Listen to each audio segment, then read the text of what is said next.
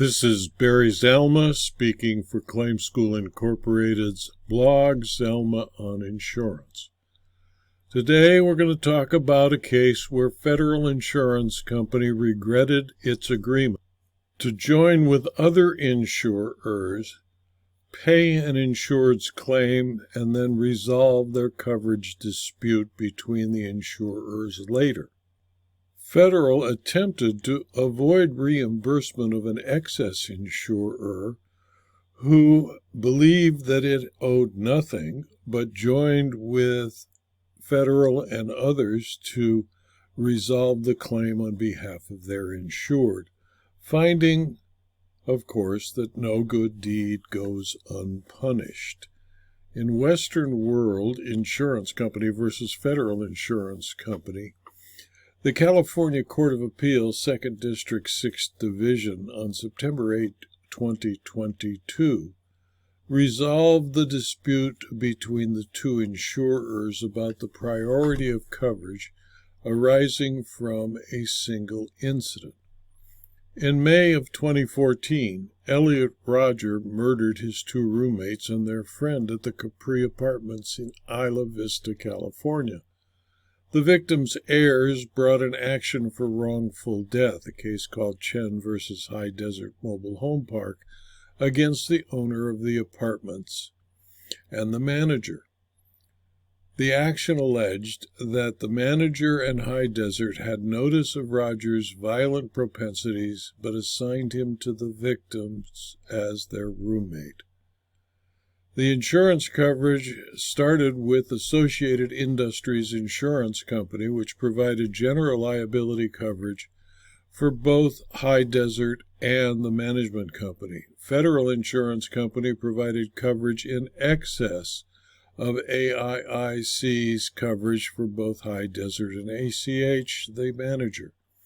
Western World Insurance Company provided excess general liability coverage for ACH but not Hi-Desert. The insurers did the right thing by their insureds. They each contributed funds for a settlement of the underlying action, leaving the question of priority of coverage to separate litigation among the insurers. Western World filed a complaint against AIIC and Federal seeking a declaration that Western World's coverage was in excess of both AIIC and Federal's coverages. Western's first amended complaint added causes of action for equitable subrogation and equitable indemnity against Federal. Western sought the return of all of its contributed funds on the grounds that the settlement of the underlying action was not in excess of Federal's coverage. AIIC filed a cross-complaint seeking a declaration that Western's coverage was co-primary for ACH. Federal cross-complaint against Western seeking a declaration that Federal's coverage for ACH is in excess of Western's coverage, and granted Western's motion for summary judgment. The trial court found that Western's coverage of ACH is in excess of both AIIC's and Federal's coverage. The court's grant of summary adjudication in favor of Western World resolved all claims against Federal, and Federal appealed. Western's coverage was found to be not primary. Western's policy provides two kinds of general liability coverage, one for the 54 locations specifically designated by their names and addresses. It is undisputed that this is primary liability coverage, but Capri, the place where the kids were killed, is not one of those properties. Western's other coverage is by an endorsement to the policy under the heading Real Estate Property Managed Contingent. It provides coverage for property managed but not owned by ACH. The contingency is that the property owner must maintain personal injury insurance with limits equal to or greater than $1 million. The endorsement provides that Western's coverage is excess to any other insurance ACH has, whether primary or excess. The language in Western's endorsement could not, at least as the Court of Appeal decided, be clearer. Here, Western is not using its other insurance clause to transform its policy from primary to excess. Instead, it is using the clause to show that its policy is ab initio, that is, from the inception, excess over all other insurance. That is the bargain that Western World made with its insured. The only insurer named in the schedule of underlying insurance is AIIC with underlying limits of $1 million.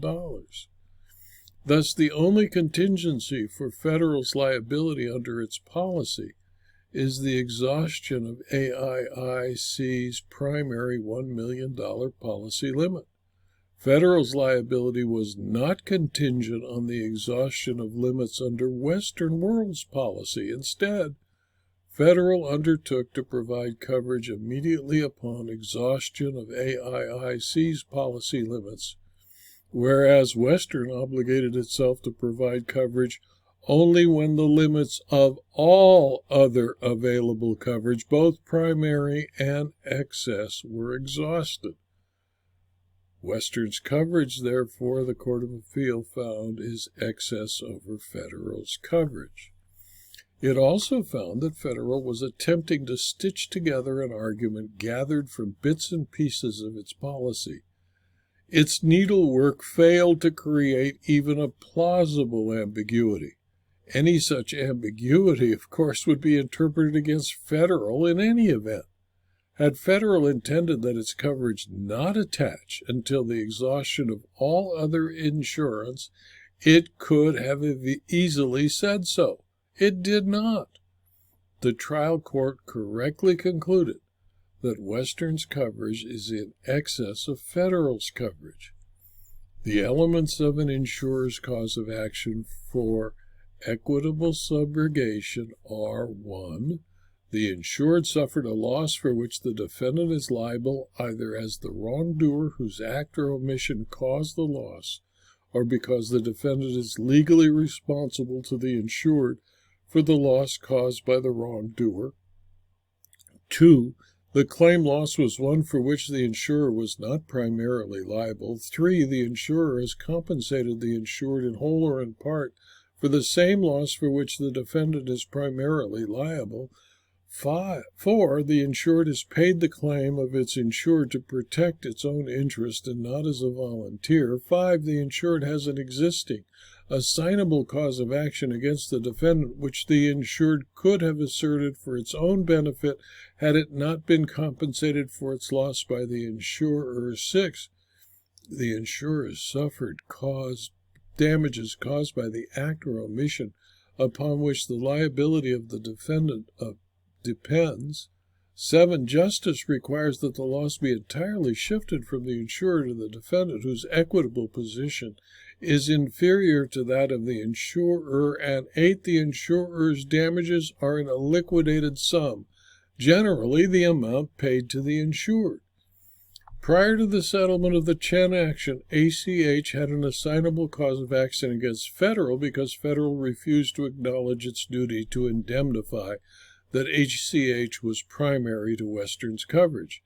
It would be absurd to allow Federal to use Western's money to settle Federal's debt to ACH and hold the settlement deprive Western of the right to recover the money from Federal. Perhaps the most bizarre of Federal's arguments is that Western did not suffer any damages caused by Federal. Federal is preventing money that rightly belongs to Western from being returned to it. Western's coverage is clearly in excess to Federal's coverage. The settlement of the Chen action did not exhaust the limits of Federal's coverage. Therefore, Western is entitled to the return of its money and prejudgment interest. In my opinion, Western World Insurance Company did the right thing when a dispute arose between the various insurers about which insurer was primary, which excess, and which of the two excess insurers must exhaust before the other must pay. It turns out Western was the last in line and needed reimbursement from the others of the money it paid, subject to this later suit to determine who was on first, who was on second, and who was on third. This is not an Abbott and Costello routine.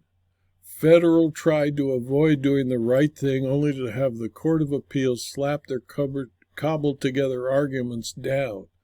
Western World acted fairly and in good faith, and the insured and the other insurers only have federal to blame for bringing them into this litigation where they should have simply resolved it amicably.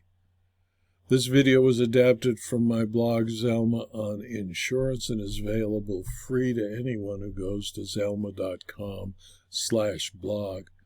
I'd appreciate it if you subscribe so that you get notice of each and every blog posting and video. If you found this video to be useful or interesting, please tell your colleagues and friends so that they can also subscribe. And please also consider subscribing to my locals community and my Substack publications. Thank you for your attention.